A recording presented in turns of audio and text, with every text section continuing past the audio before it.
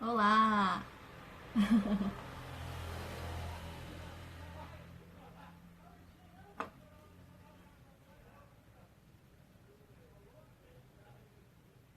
Olá, olá, gente!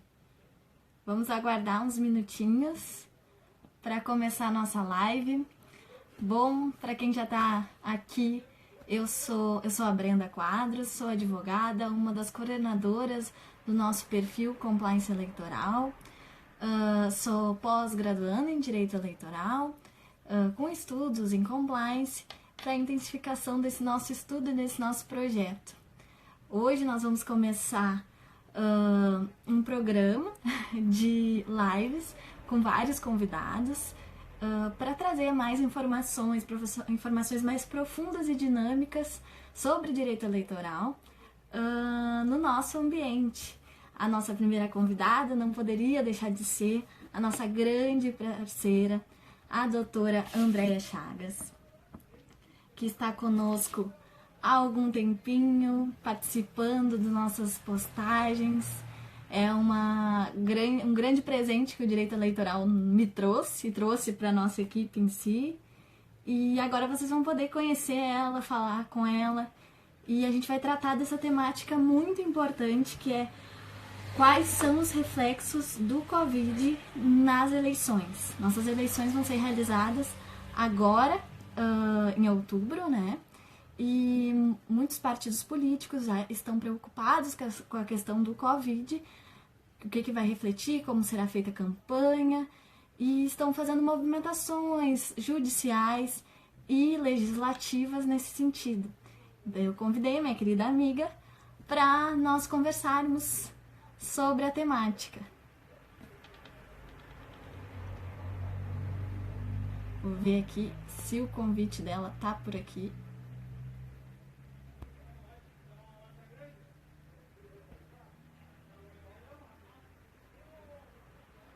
Olha só! Sejam muito bem-vindos nessa sexta-feira! Vamos bater um papinho muito bom.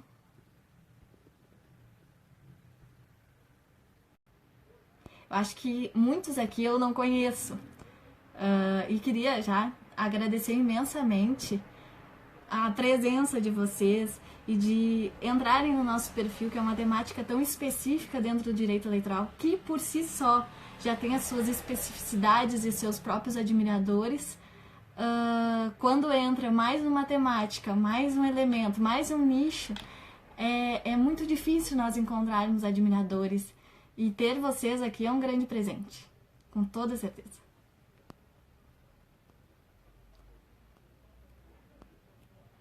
Eu acho. Boa noite, boa noite.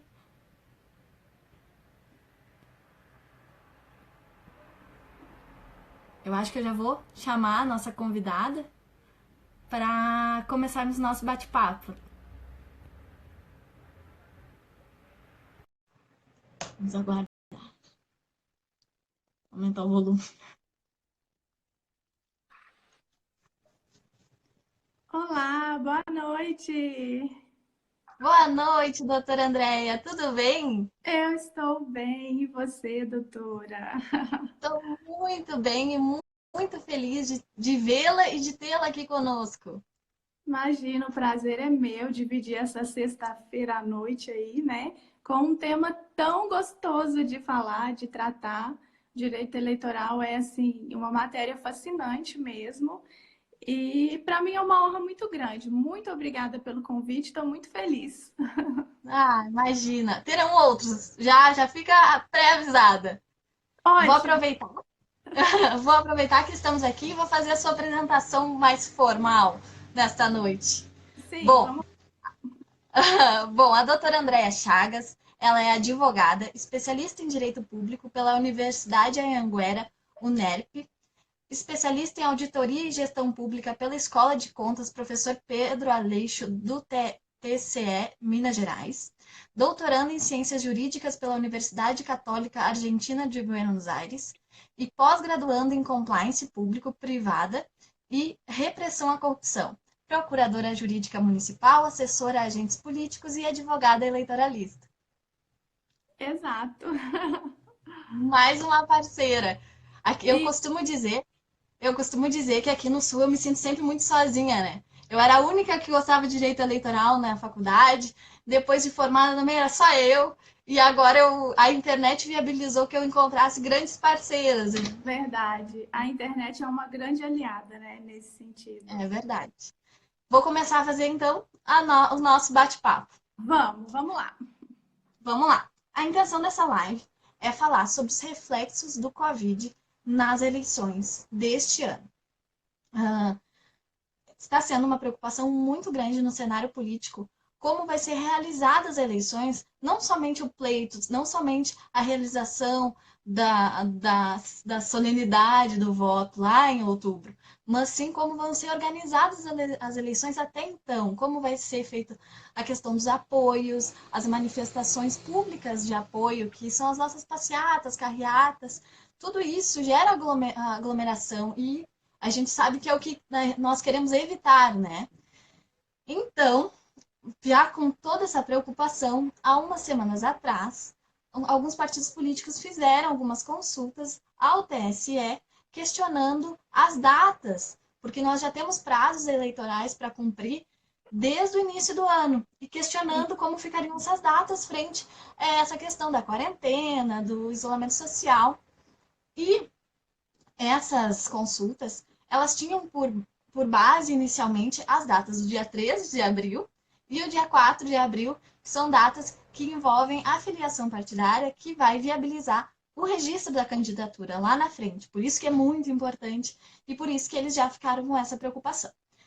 O TSE, por sua vez, respondendo essas consultas, disse o quê? Que é muito precipitado, naquele primeiro momento, algumas semanas atrás, falar em adiamentos das eleições ou modificação do calendário eleitoral. Porque a cada dia nós tínhamos novos dados, novas mensagens, novos posicionamentos, e que nesse estágio de incertezas, o que o judiciário tem que fazer é garantir segurança jurídica, respeito à democracia e respeito à nossa legislação. Por isso que se optou a rejeitar essas consultas, o objeto delas, que seria a alteração das datas do calendário, e o TSE ainda trouxe mais uma informação relevante nessa conversa, que é dizer que ele não é o competente para alterar o calendário eleitoral, porque o calendário eleitoral ele é previsto por lei federal. Então, a quem caberia alterar seria o Congresso Nacional. E daí, frente a essa questão de vamos manter tudo como está, aguardar, ter calma, a nossa ministra, Rosa Weber, se manifestou dizendo que o calendário eleitoral está sendo cumprido. E daí nós ficamos com uma indagação, né, doutora Andréia? Está sendo cumprido? O que você acha sobre essa afirmação, sobre essa conduta do TSE, sobre essas respostas às nossas consultas? Então, a primeira vez que o TSE se posicionou sobre o tema foi ainda em 19 de março, quando o cenário ainda não estava, a gente já estava nessa questão da pandemia, de isolamento, mas tudo ainda era muito imprevisível, como ainda é, mas o cenário ainda era bem diferente do que a gente está vivendo hoje. Naquela oportunidade, a presidente do TSE, Rosa Weber, disse que o prazo de filiação está previsto na lei das eleições, portanto, insuscetível de ser afastado pelo TSE, né, passando a bola para o Congresso de forma acertada, e que os partidos precisariam criar meios alternativos de cumprir o calendário eleitoral. Deu a sugestão, na oportunidade, de que se recebam os documentos dos novos filiados ou desfiliados por e-mail. Mais tarde, em 23 de março, já com a crise toda se instalada, né, a situação bem mais agravada, porque a gente está vivendo um cenário que a cada dia que passa as coisas vão piorando, infelizmente, né? Os números de contaminados com o Covid-19 só vão aumentando, né? A gente ainda não chegou no pico da doença, né? E, na oportunidade, a ministra respondeu aos questionamentos da imprensa já sobre o prazo da data das eleições, que é uma matéria de ordem constitucional, está previsto na Constituição Federal, né, primeiro domingo de outubro. Na oportunidade, ela falou, olha, esse debate ainda é precoce, não é o momento de tratar disso. Mas lembro que é uma matéria que está prevista na Constituição. Ou seja, novamente, ela quis dizer, não é o TSE que tem que tratar desse tema, né? Proposta de emenda à Constituição tem os trâmites que precisam ser respeitados, né? Passar em 2 turnos, nas 2 casas do Congresso, maioria de 3/5, enfim. É um procedimento complexo, né? E que não cabe ao TSE analisar. Na verdade, a resolução do TSE que trata do calendário eleitoral, que é a 23.615, salvo engano, ela traz uma simplificação do que está na lei, mas não foi o TSE que criou o calendário eleitoral, né? Então, é acertado o posicionamento dos ministros nesse sentido. O que acontece? Na prática, os partidos têm enfrentado, sim, muitas dificuldades. Esse atendimento remoto dos cartórios tem trazido, sim, problemas para os partidos. Eu preciso registrar aqui que a maioria, eu diria 100% dos funcionários dos cartórios eleitorais tem agido com gente, um cuidado, uma atenção, assim, muito bacana. A gente manda e-mail, eles respondem imediatamente. Então, assim, a gente vê que eles estão fazendo o possível para não desassistir os partidos. Mas a gente está acostumado com o contato físico, né, doutora? Principalmente a gente é do interior, a gente quer conversar, quer olhar no olho. E a gente não está tendo isso. Cartórios suspenderam esse atendimento presencial. Tem trazido, sim, problemas aos partidos do ponto de vista mais, assim, de costume. A gente está acostumado a ter o contato físico. Mas esse problema, ele tem uma proporção maior ainda quanto ao trato do partido com os filiados. Por quê? Com o fim das coligações proporcionais, os partidos precisam se estruturar, né, traçar as alianças, as estratégias todas, para cumprir cota de gênero sozinho, tudo isso. E estão impossibilitados de ter o contato físico com seus potenciais candidatos. Então, só o WhatsApp, e-mail, telefone. Aqui no interior, isso é um terror. O pessoal está tendo que se adaptar, porque a gente está acostumado a conversar, ir para a cozinha, tomar café. Então, assim... Exato.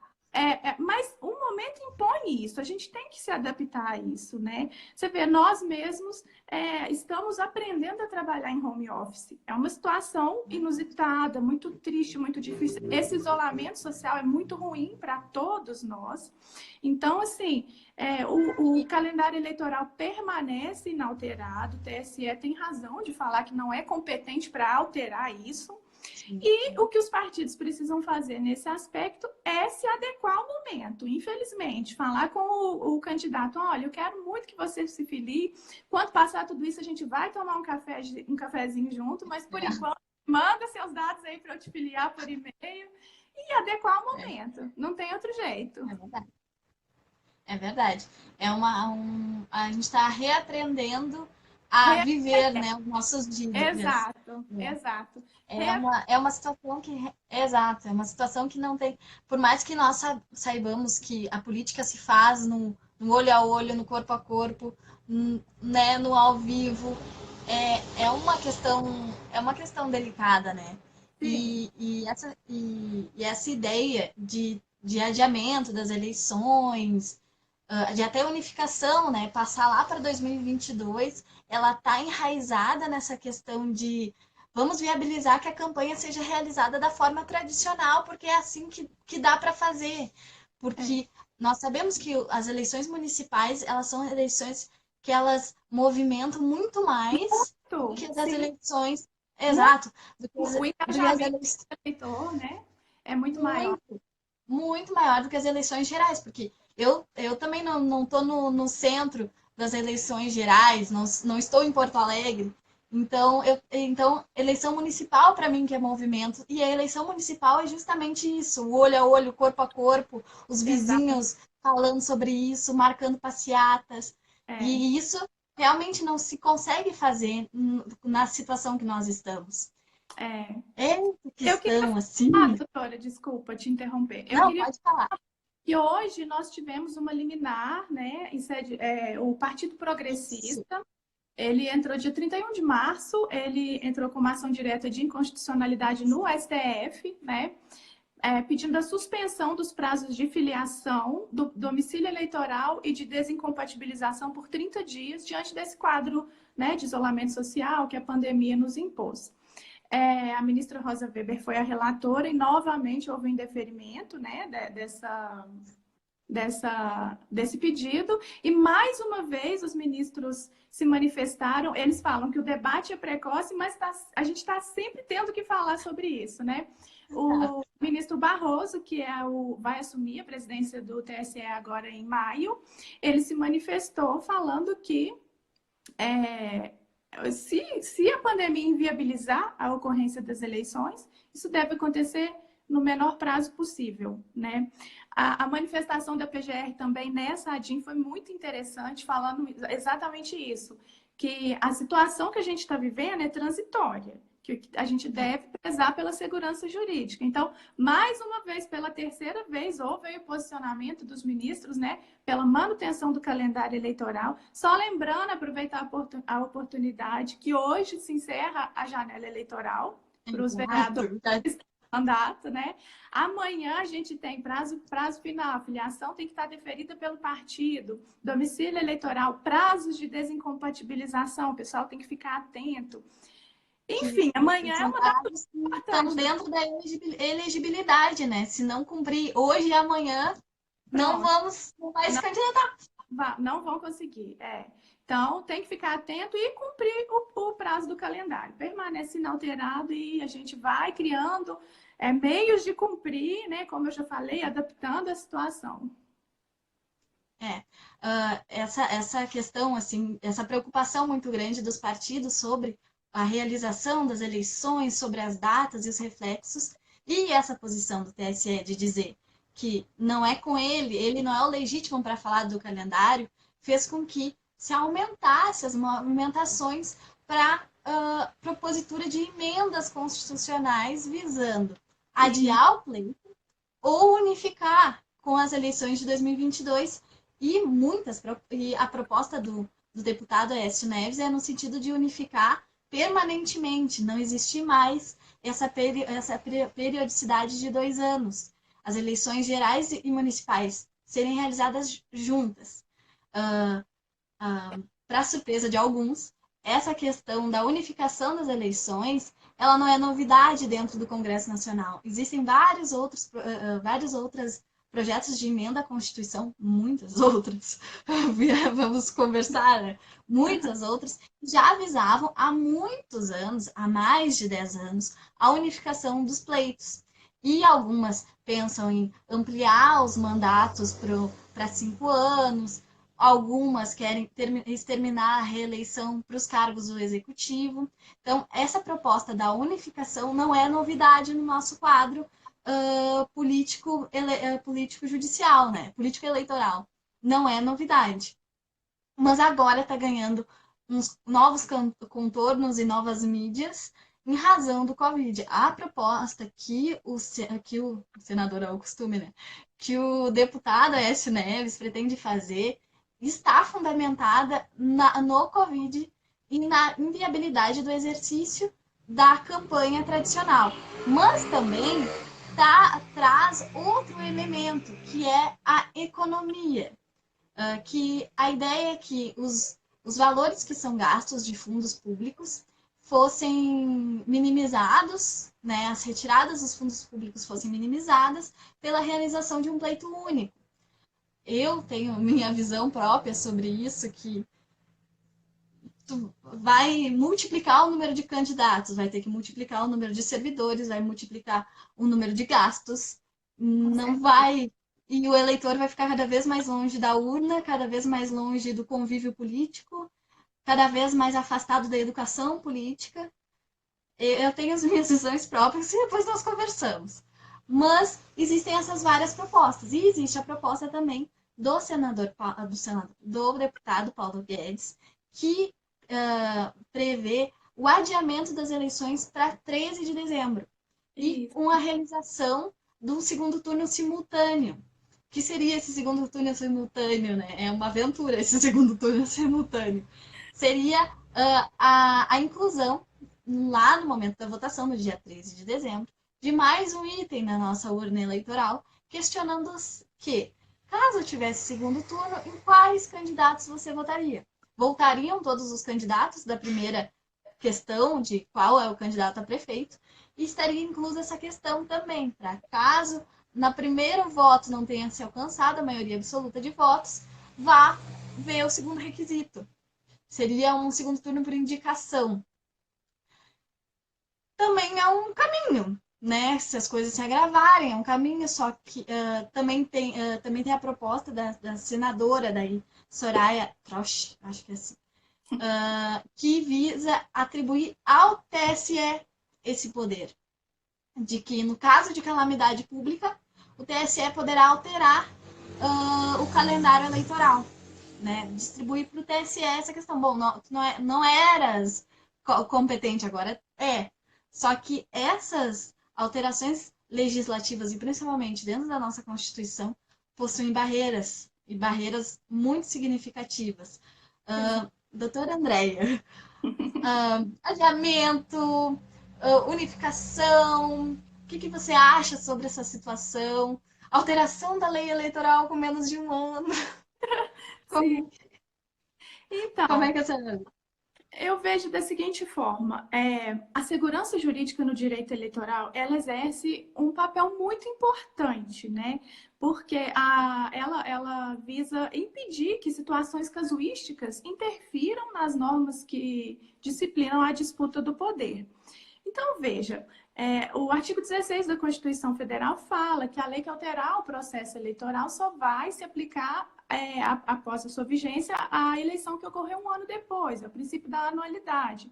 Então, qualquer alteração agora para as eleições de outubro vai ser, sim, uma violação à Constituição Federal, né?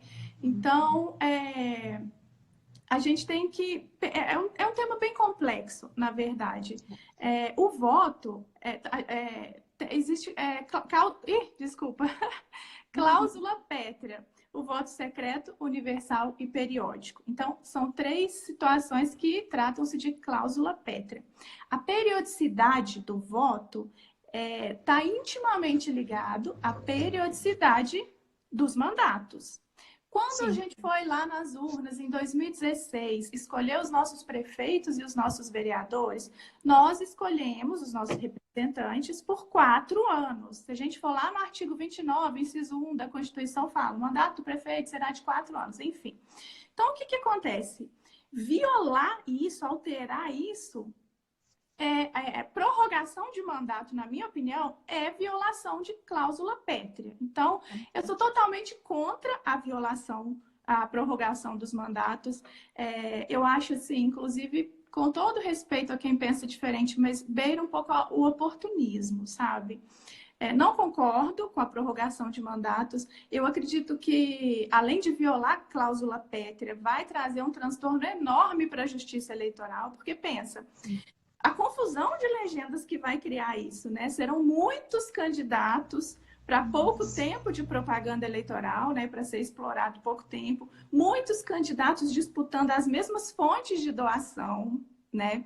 Muitos processos judiciais eleitorais para serem julgados de modo tempestivo. Então, pensa, impugnação a registro de candidatura, recursos, ação de investigação judicial eleitoral. Penso tanto de processo que a Justiça Eleitoral vai ter que julgar num curto espaço de tempo, né? Então, tem a questão jurídica que eu falei, né, que seria violação do princípio da anualidade, traria falta de segurança jurídica, a própria violação à democracia mesmo, né? Então, prorrogação de mandatos, na minha modesta opinião, é inaceitável, eu não concordo. Mas, o que acontece? O que a gente tem que ter em mente é que nós estamos vivendo uma situação muito inusitada, imprevisível. A gente não sabe como que vai estar o cenário daqui a um mês, né? A gente tem suposições baseadas no que os outros países já viveram, já passaram, mas certeza a gente não tem de nada. Então, Segundo as autoridades, a normalidade ela vai demorar ainda a se estabelecer, infelizmente. Então, como prever em quais condições a campanha eleitoral vai precisar ser desenvolvida? É difícil, né? A gente sabe que a campanha começa em 16 de agosto, ainda há um tempo bastante aí para a gente tentar se adequar, mas é imprevisível. Então, o que acontece? Defendo que a Constituição precisa ser respeitada, tudo isso que eu já falei, mas acima de tudo isso está a vida, a saúde, a segurança da população. Então, se infelizmente a gente tiver aí uma notícia ruim de que essa situação da pandemia ela se arrastou por mais tempo, né? Que as consequências foram mais danosas do que se imaginou, e se isso inviabilizar a data das eleições, agora para primeiro domingo de outubro, eu entendo que a prorrogação da data, essa PEC aí que você falou para 13 de dezembro, é a medida menos danosa. Né? Menos danosa, porque o que a gente quer, o que a gente espera, nós como estudiosos do direito, é que não haja nenhuma ofensa à Constituição Federal, que todos os princípios que a gente sempre estuda sejam respeitados e preservados. Mas a gente tem que ver que, acima de tudo, está a vida. Então, imagina, a campanha eleitoral tem muita aglomeração, né? Reuniões políticas, por menores que sejam, como você falou, a campanha eleitoral nos municípios, ela movimenta todo mundo quer ir nas reuniões, todo mundo quer participar. É difícil um eleitor que não se engaja na campanha eleitoral municipal. Então, tudo isso precisa ser levado em conta. O meu entendimento é que a vida está acima de tudo, né? Claro, a segurança da população. Então, assim, a depender da situação sanitária que o Brasil estiver mais para final de maio, início de junho, quando esse debate vai ser inevitável, e se não houver condições, né, de se realizar a eleição, eu entendo que a prorrogação pelo menor prazo possível, como disse o ministro Barroso, que segundo a PEC que já foi apresentada para análise seria em 13 de dezembro, seria a medida menos danosa, mas eu espero que isso não aconteça. Também, mas eu também já vi as manifestações do ministro Barroso, que essa questão pode ser revista, né? Sim, Inclusive sim. pelo próprio TSE. Então, eu acredito assim, que numa situação de extremidade, o próprio TSE vai acabar tomando condutas que ele sempre toma, né? Quando é para promover direito, promover a democracia, promover a instituição republicana, a participação popular, a gente vê uma conduta mais ativista do TSE. Então, eu acredito que ele também não vai ficar numa situação absolutamente inerte quando se as coisas se agravarem. Tomara que não se agrave, mas, né? Tomara que não se agrave. Sejamos... Tomara que vamos rezar para que a situação se normalize e que a população tenha tranquilidade de exercer de modo livre e consciente, né, o direito ao voto. É o que a gente espera e torce, né? Exatamente. Eu trouxe também outro ponto para nós conversarmos sobre essa questão do Covid nas eleições, que é o fundo eleitoral, né? Nós, a gente acredita que a grande maioria que esteja nos assistindo sejam eleitoralistas, mas para os que não são, só para ambientação, existem 2 fundos públicos de auxílio a partidos políticos e campanha, que são chamados o fundo partidário, que é o fundo que os partidos recebem todos os anos, e o fundo eleitoral, que é o fundo especial de financiamento de campanha, que é o fundo que eles recebem para as campanhas eleitorais em junho do ano da eleição. Os partidos podem querer receber ou não, mas no último ano eleitoral, em 2018, todos os partidos receberam e fizeram uso dessas verbas. Este fundo eleitoral, ele versa assim, num valor de 2 milhões de reais. 2 bilhões de reais, né? Isso. Uma quantia pouco significativa. Pouco. Pouco. Simples assim. E esses valores, eles vão ser destinados para os partidos somente no meio desse ano. Por enquanto, eles estão só na nossa previsão da lei orçamentária e aguardando a sua destinação, que vai ser só no meio do ano. Com vistas nisso, considerando a situação de calamidade que nós nos encontramos e a necessidade de incentivos financeiros no sistema de saúde, começou a se levantar a hipótese de destinação do fundo eleitoral para prevenção e combate do Covid. Com base nisto, um cidadão ajuizou uma ação popular na 26ª Vara Federal do Rio de Janeiro, pleiteando que as autoridades públicas, o presidente da República, fizessem a destinação desse montante para prevenção e combate ao Covid. Essa decisão, em primeiro grau, foi deferida liminarmente, dando prazo de 96 horas para o presidente da República se manifestar sobre isso. Se não, quem se manifestaria seria a juíza. Exato. A decisão foi cassada no TRF da 2ª Região, sobre o fundamento de que nós não podemos utilizar a situação de calamidade para alterar normas vigentes e organizações legislativas prévias, e que, caso fosse necessário, o próprio presidente, o próprio Congresso tomaria medidas, que nós estaríamos afrontando a separação de poderes se assim fosse decidido por um magistrado a destinação das verbas públicas previstas na lei orçamentária. Simultaneamente a tudo isso, existem projetos de lei que visam destinar não somente o fundo eleitoral, como também o fundo partidário para o combate do Covid e a prevenção. Ocorre que, caso esses projetos tenham andamento, nós sabemos que, com a ausência de doações por pessoas públicas, por pessoas jurídicas, por ausência de doações de pessoas jurídicas, as nossas eleições estarão muito comprometidas. As campanhas eleitorais estarão muito comprometidas.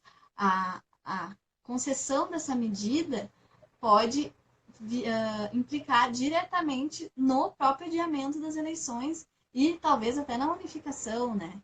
Então, é uma questão bem marcante. Eu, quanto ser humano, entendo também que tem que ser destinado, mas ao mesmo tempo, mas quanto eleitoralista, eu entendo os reflexos que isso pode ter na nossa campanha, que nós estamos vivendo um momento muito delicado, Sim. sem sombra de dúvidas, mas nós sabemos que vai passar e que o Estado democrático de direito tem que continuar. Este não vai passar. Então, é uma questão que a gente fica pensando quais são os pontos positivos, quais são os pontos negativos. Doutora Andréia, o que você acha? Então, é um tema muito complexo. Moral e jurídico. Então, um tema muito complexo, né, doutora? Porque enquanto ser humano, a gente já pensa logo, gente, são 2 bilhões de reais, né? A gente sabe que o SUS está numa situação extremamente precária. O próprio ministro Mandetta já falou que há uma previsão de colapso do sistema esse mês, né? Infelizmente. E eu sou procuradora municipal, então eu sei das dificuldades dos municípios para assistir a população. A gente está tendo dificuldade até para adquirir material de enfrentamento à pandemia. Luvas, material de proteção dos médicos. Então, assim, não está tendo fornecedor. Tá difícil demais de conseguir esses insumos para... Nossa, respirador, então, gente, se alguém souber aí de quem tá vendendo respirador, avisa, porque os municípios estão passando aperto demais. Então, além da falta de estrutura física, tem a falta de recursos, né?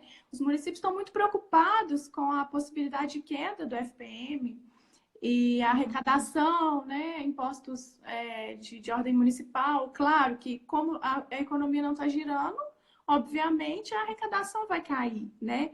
Então, a gente sabe que tudo isso traz reflexos imediatos no SUS, na saúde, né? Que já é muito difícil, né? Em tempos de normalidade, infelizmente, já é difícil. Então, agora, com essa crise toda, a crise da pandemia, a crise econômica que já começou a surtir efeito na arrecadação dos entes públicos, né, dos entes federativos. Então, assim, eu acredito, como você falou, há os reflexos de ordem eleitoral. O processo eleitoral é a concretização da democracia. Então, ele é muito relevante. E isso tudo é oneroso. O Estado também tem que subsidiar, porque é a concretização da democracia. Mas eu acho que tem que ter um bom senso. São 2 bilhões de reais para financiamento de campanha e, salvo engano, mais 1 bilhão de reais, desculpa, para financiamento partidário. Então, é muito dinheiro. A gente tem, de um lado, um recurso vultuoso destinado à campanha, com todas as situações que a gente precisa assegurar pelo direito eleitoral, toda a importância desse processo eleitoral, mas de outro, a gente tem a possibilidade de pessoas ficarem sem tratamento por falta de estrutura do.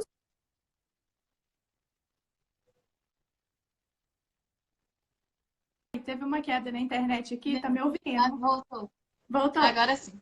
Tá, então a gente tem, né, de um lado, esses recursos todos e de outro, a possibilidade de pessoas ficarem sem tratamento, ou sem uma assistência. E o mais sério, acho que foi ontem que eu vi que o ministro falou que há a possibilidade de ter que racionalizar material de segurança para os próprios médicos, aquela luva N95, ele está tendo que, né, tá com escassez. Então, imagina, esse pessoal que está na frente ali da doença, imagina, terem que correr o risco de se contaminar por falta de uma luva, uma máscara. Nossa, é inaceitável. Então, assim, a gente tem que agir com bom senso. A minha opinião é que sim, deve ser alocado pelo menos parte desse recurso para enfrentamento, não a integralidade, porque, como a gente já falou, a democracia ela tem os custos que precisam ser subsidiados pelo Estado. Mas vamos combinar, né? São 3 bilhões de reais, é muito dinheiro. Acho que deve sim. Essa decisão, né, que você comentou aí da 26ª Sessão Judiciária do Rio de Janeiro, foi uma situação, assim, que chamou a atenção de todos os advogados, porque foi um ativismo judicial puro, né? O judiciário se imiscuiu no mérito administrativo e falou assim: olha, senhor presidente, se você não alocar esse recurso do fundão, como é popularmente, para enfrentamento da pandemia, eu vou fazer. A gente entende, provavelmente a magistrada agiu com o coração, mas violou o princípio da separação dos poderes. Inclusive, a AGU agiu brilhantemente, foi uma peça muito bonita, né, defendendo tudo isso. E a decisão foi cassada um dia depois, exatamente por isso. Não cabe ao judiciário, né, essa decisão. Ela cabe ao executivo. Eu entendo que deve ser feito sim. Boa parte desse dinheiro precisa ser destinado à saúde, ao enfrentamento dessa pandemia. Com bom senso, ainda sobra bastante recursos. A própria campanha eleitoral que se avizinha, ela vai ser menos onerosa. Vai mudar. Vai mudar, né? Por mais que a gente espera que aconteça, né, no primeiro domingo de outubro, e se Deus quiser vai dar tudo certo, vai acontecer, mas ela vai ser menos onerosa, porque aglomerações vultuosas, infelizmente, não vão poder acontecer, porque até que a gente tenha uma vacina, uma cura, né, desse vírus, infelizmente vai sempre haver o risco. Então, assim, vai ser uma campanha menos onerosa. Então, não justifica a destinação de um valor tão vultuoso para a campanha, enquanto a saúde está pedindo ajuda, pedindo socorro, né? A Lidiane fez um apontamento perfeito, né, sobre a situação. Minha amiga, que é realmente uma situação de fato imprevisível. É uma coisa que eu acho que nunca nós podemos pensar que poderíamos estar passando por isso, e que ajustes são necessários tanto da população quanto dos órgãos públicos em todos os sentidos. E aproveitando, pode falar. Eu ia falar que a gente está trabalhando sem nenhuma jurisprudência para lastrear as decisões. É tudo tão novo que a gente só princípios. Tá bom tempo. Né? Não é uma aventura judicial, né? Sim, em todos os sentidos. Em todos os sentidos, exato. Todos os sentidos. Aproveitando que que você trouxe a questão das campanhas, do quanto vai ser mais barato, que elas vão mudar. Eu acho que a gente pode dar um bônus nessa nossa live, no sentido de tratar sobre como o pré-candidato deve agir. Porque Ah, nós estamos num ambiente de incertezas, né? isso, É isso, visível, assim. Nós não temos uma posição do TSE sobre o adiamento ou não das eleições. Nós não isso. temos uma posição do Congresso sobre o adiamento ou não das eleições. Nós temos diversas propostas de emenda à Constituição, mas todas precisam passar pelo seu trâmite. Então, Claro, nós estamos num ambiente de total. E ainda mais agora a questão que existem projetos legislativos sobre o encaminhamento dos fundos públicos em relação ao Covid. Então, nós estamos num ambiente de incerteza. E mesmo. agora o pré-candidato olha e pensa assim: o que eu vou fazer? Eu não posso sair para conseguir apoiadores, eu não posso fazer reuniões, eu não posso já angariar os meus apoiadores para que a gente faça uma estratégia. É uma questão bem delicada para o pré-candidato, ainda mais o pré-candidato novo, de algum partido novo, que esteja pensando assim, em que caminhos que eu vou tomar para ser visto, né? Eu acho que agora o posicionamento do pré-candidato é a intensificação da manifestação pelas redes sociais. Ele tem Ah, que sim, aparecer nas redes sim, sociais. sim. Tem A que gente aparecer. sabe, tem que aparecer. Nós sabemos a força que as redes sociais têm nas eleições, O próprio tanto que presidente foi eleito, né? Desculpa te interromper. Nossa, exata, não, mas leu meus pensamentos, eu ia dizer exatamente isso, assim, nós então, sabemos a força que as redes sociais têm no Brasil nas eleições, ao ponto de eleger um presidente da República. exato. Porque o nosso presidente da República não precisou fazer campanha, não precisou de tempo de TV e rádio. A sua campanha foi feita pelos seus candidatos a governadores, em Isso. questões estaduais, mas ele em si teve gastos pequenos de campanha É para mod. tanto voto, né? Exato. E foi uma campanha que ele já partiu vencedor na campanha. Por quê? Porque ele agiu na pré-campanha. A É, atitude na pré-campanha, ela é essencial nesse tempo reduzido de campanha que nós temos. E nesse é. tempo mais reduzido que teremos, Mais, nessa mais. inviabilidade, exato, nessa inviabilidade que o Covid trouxe de manifestações e, inclusive, na possível inviabilidade financeira. Então, a postura para o pré-candidato é movimentar suas redes sociais e movimentar de uma forma inteligente. Claro. Trazer não somente questões, exato, trazer não somente questões uh, sobre o Covid, informativas, todas baseadas em fatos, expurgar absolutamente a fake news, mas Sim. aproveitar as entrelinhas dessas comunicações para para fazer ações afirmativas, para se fazer presente na sua sociedade por meio de campanhas de arrecadação de alimentos, por meio de campanha de organização de abastecimento de insumos de higiene.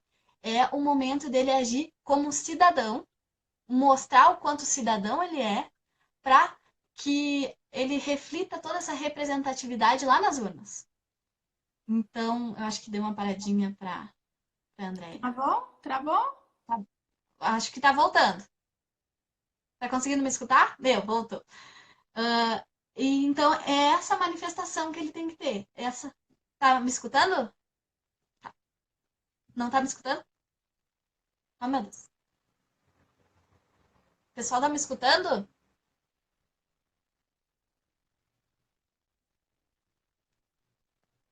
Tá me escutando agora?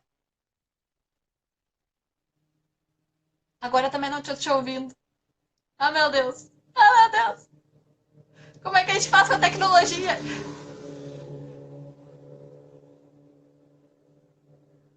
Deixa eu ver. Tá me escutando ou escutando a doutora Andréia? Eu não tô escutando a doutora Andréia. E ela não tá me escutando. Deixa eu ver.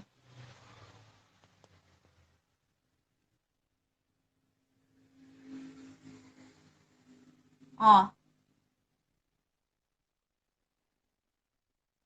Doutora Andréia está sem som. Agora que nós chegamos, será que a gente finaliza essa e abre uma outra?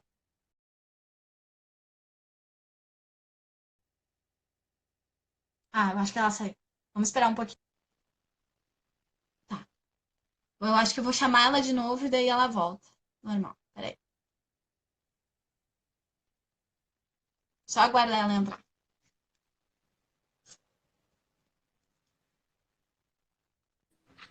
Oi? Ah, voltamos! Você está Voltamos! tá bugando. Bom, eu acho que agora a gente consegue, né? Consegue, acho que sim. Agora termina, vai, agora vai. Tá. Me encaminhando, voltando e me encaminhando. O assunto é isso. Bom, eu acho que esse é o momento do pré-candidato se fazer presente quanto cidadão, para refletir a sua conduta quanto representante lá nas urnas. Então, assim, atuar, agir, é o momento de ação. E eu gostaria de saber de ti, doutora Andréia, como é essa expressão, essa atuação, o que mais que eles podem fazer? Então, a pré-campanha que já estava iniciada, a gente via que já muitos candidatos já estavam em pré-campanha mesmo, se apresentando como pré-candidato, né? Ela foi suspensa por essa situação triste, né? E eu acho que agora não é o momento de permanecer em pré-campanha como intuito político. Eu concordo com você. Ele tem que aparecer, tem que explorar a internet, que é um meio muito importante, né, relevante para conseguir a confiança do eleitor, mas o momento é de solidariedade. Né? Muitas pessoas estão passando por situações muito tristes, né? Com familiares doentes, esse medo, esse receio que a gente está vivendo a todo momento, né? De contaminação, o próprio isolamento social que impõe situações muito ruins, né? A gente está acostumado a ser proativo, a sair. Então, assim, eu acho que deve haver sim essa exploração da internet, de estar presente no meio social, mas de forma mais solidária, né? Eu acho que não é o momento de explorar dividendos alheios da condição de tristeza alheia. A gente tem que ser solidário, tanta gente precisando de ajuda, né? Tantas formas que a gente pode ajudar. Então, o pré-candidato deve voltar a sua atenção nesse momento para isso, né? A situação, não só o pré-candidato, por favor, né? O ser humano, né? Eu Exato. acho que o recado dessa pandemia aí para o mundo é exatamente esse. A gente precisa ser mais solidário, ter mais empatia, mais respeito e amor ao próximo, né? E o pré-candidato, enquanto líder do meio que se propõe a representar, precisa dar exemplo disso, né? Então, o que eu concordo com você e entendo que ele deve prezar por ações que visam motivação dos seus eleitores, né? Do meio que ele representa, solidariedade, respeito, empatia, não trabalhar com desinformação. Tem tanta fake news, tanta coisa que atrapalha, né? Que põe a gente com a cabeça ruim, nossa senhora. A pessoa tem que ser útil, né? Principalmente quem se propõe a liderar a sociedade, né? Tem que ser útil, tem que ser solidário, proativo. Então, eu acho que a postura do pré-candidato nesse momento, o que a gente espera é isso. E agora, um ponto que eu queria entrar. O pré-candidato que está prefeito, está de calamidade pública, né? Que os municípios, muitos municípios decretaram estado de calamidade pública, então isso impõe ações sociais, né? A população precisa ser assistida. E a calamidade pública é uma exceção que lá as condutas vedadas, né? Na lei das eleições, artigo 73 lá, ele trata das condutas vedadas. Então, especificamente, que é o que mais a gente está vendo nos municípios, o parágrafo 10º do 73 fala que no ano da eleição é proibida a distribuição gratuita de bens, produtos e serviços, exceto em caso de calamidade pública. Então, ponto. A gente está no estado de exceção, porém, os prefeitos precisam tomar muito cuidado quanto a isso, né? Indo para a reeleição ou não, porque a conduta vedada prejudica tanto o candidato quanto quem agiu quanto quem ele beneficiou. Então tem que tomar muito cuidado, não se promover. A promoção do agente público nessas ações sociais, ela viola a Constituição Federal, ela viola a lei das eleições, a presunta vedada que proíbe a promoção pessoal. Então, ele vai correr o risco de ter problemas na candidatura, fora que, assim, é como eu falei, não é o momento de explorar o sofrimento e a condição de miserabilidade das pessoas, né? Então, tanto o pré-candidato que não está exercendo mandato eletivo, quanto aquele que está exercendo mandato eletivo, deve ter muita cautela quanto a isso. Promoção, autopromoção nesse momento, além de ser ilegal, é condenável, extremamente condenável, né? Não dá para aceitar isso. Se fazer visível pelas suas atitudes, né? Exato. Não pela sua imagem, não pelo slogan, mas sim pelo que faz pela sociedade. A eleição municipal, ela é a eleição que permite a maior proximidade entre o político e o cidadão. Sim. Então, você vai ser reconhecido pelas coisas boas que está fazendo no seu município, tanto pré-candidato quanto qualquer ser humano. Claro, E claro. a gratidão é um dos sentimentos mais bonitos que existem no mundo. Então, esse é o momento de agir por amor ao próximo, por solidariedade. E ao pré-candidato é não ficar inerte, não ficar num mundinho, exato, não ficar num mundinho de promoção de fake news. Pelo amor de Deus, verifiquem a fonte, não compartilhem algo que vocês não têm certeza absoluta que é verdade. Inclusive, se acharem fake news, façam publicações, posts, demonstrando que é fake news, mostrando qual é a verdade sobre aquele fato.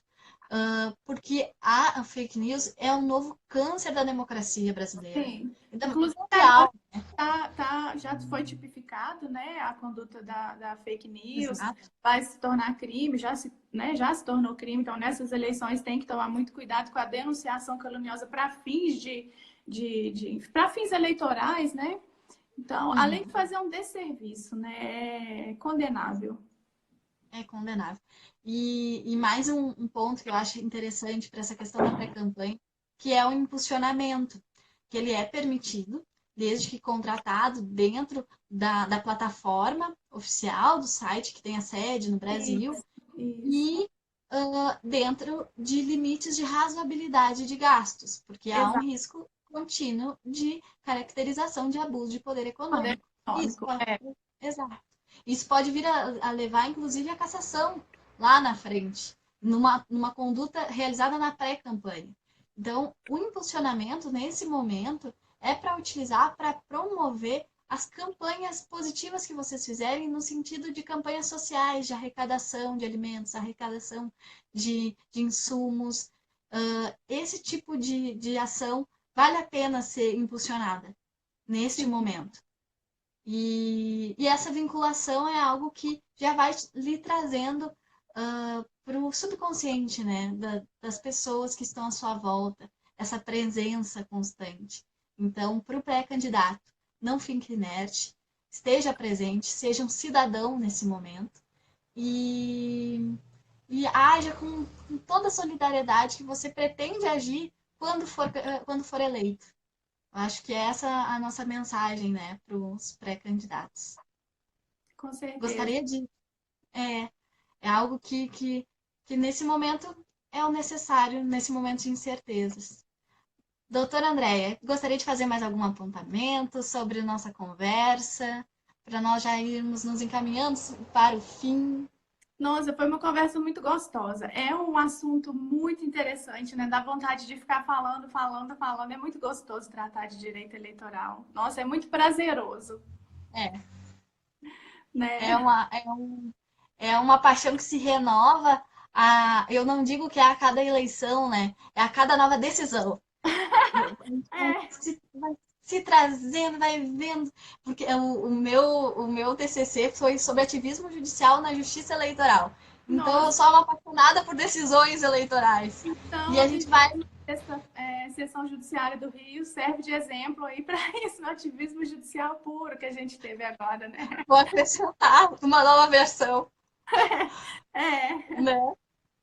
E eu, assim, gostaria de agradecer imensamente a sua participação nessa live e nas outras oportunidades. Eu já lhe falei que você é um grande presente que o direito Ai, eleitoral trouxe e emocionada. que essa parceria já rendeu ótimos, excelentes frutos no nosso perfil hoje com essa live. E nós só temos a agradecer imensamente a você por, por essa disponibilidade, esse carisma e, com toda certeza, esse profissionalismo que só abrilhanta o nosso perfil. Ai, eu fico emocionada com as suas palavras. Você com certeza foi um grande presente que o direito eleitoral me deu. É um presente da nossa comissão lá de Direito Eleitoral Nacional da ABA. Nossa, muito feliz, fiquei muito feliz, estou muito honrada de estar tratando de um tema tão gostoso, tão relevante, com uma profissional tão competente. É uma pena você estar tão longe. Tinha que estar mais Eu perto aqui digo, de Gerais. eu digo mesmo, pós-pandemia a gente combina Sim, um vamos combinar café e um chimarrão aqui e vai café dar tudo certo. aqui e um chimarrão aí. Vai ser muito prazeroso, com certeza. Aos nossos. ahn, Tudo bem, Paula? ao, nosso- ao pessoal que nos acompanhou aqui, eu assim, ó, fico extremamente grata por vocês Com estarem aqui conosco. Numa sexta-feira, né, doutora Andréia? Porque a certeza, gente sabe que tá todo mundo em sinceramente. quarentena, mas tem home office. E, né? E estar aqui até às 9 horas da noite conosco. Nós agradecemos imensamente, nós da equipe do Compliance Eleitoral, doutora Andréia, que é por vocês que nós produzimos, é pela democracia, é pelo desenvolvimento do nosso país. E contar com a visibilidade de vocês também é um grande presente. Isso Então, eu mesmo. vou encerrando a nossa live, agradecendo de novo a doutora Andréia e dizendo que semana que vem nós temos mais. Semana que vem nós vamos ter um papo sobre corrupção com Nossa, o doutor Rodrigo. Vai ser muito legal. E quem estará aqui fazendo este bate-papo é o doutor Luiz, o meu colega e outro coordenador do nosso Compliance Ponto Eleitoral. Então, um abraço a todos, boa sexta, bom fim de semana, se cuidem, fiquem em casa isso. e vamos acompanhando, né, doutora Andréia, as próximas movimentações. Qualquer coisa a gente volta. Isso. Qualquer coisa a gente volta. Vai ser um prazer. Então tá, tchau, pessoal. Ah, obrigada. Fechado.